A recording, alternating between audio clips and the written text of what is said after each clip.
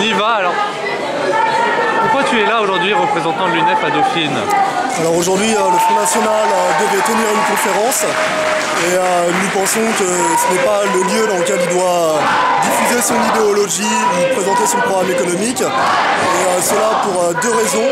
D'une, parce que le Front National n'est pas un parti qui appartient au champ démocratique, c'est un parti xénophobe qui aujourd'hui cherche à stigmatiser une partie de la population en montrant du doigt des ennemis internes, et ça on ne peut pas l'accepter.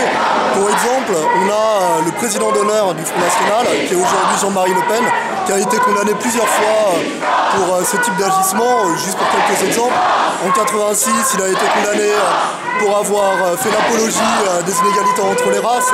En 98, il est encore condamné une nouvelle fois pour avoir remis en cause le crime contre l'humanité de la Seconde Guerre mondiale, et il y en a encore beaucoup. Et Excuse-moi mais te couper, mais il y a un étudiant membre de l'association organisatrice Dauphine Discussion Débat qui a été frappé il y a 5 minutes. Comment tu peux l'expliquer? C'est pas normal. C'est absolument pas normal, et à un moment donné, l'UNEF combat toute forme de violence, y compris celle du Front National, et bien évidemment on appelle dans aucune forme de notre action à faire appel à la violence, pas contre les étudiants ou contre personnel ou autre, et on ne peut que condamner ce débordement. On sait que l'asso Dauphine Débat invite aussi d'autres hommes politiques ou femmes politiques de tous bords. Est-ce que justement le fait de ne pas vouloir que Marine Le Pen puisse s'exprimer ici, ça ne va pas participer à quelque chose qu'elle utilise finalement, la victimisation de son parti?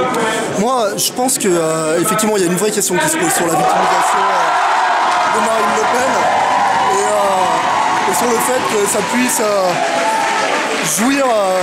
jouir sa campagne. Et à un moment donné, moi je pense qu'il y a deux choses. Il y a soit on diabolise le Front National, soit on le banalise. Et moi je pense que le Front National, n'étant pas dans le champ démocratique, il ne doit pas tomber dans la banalisation.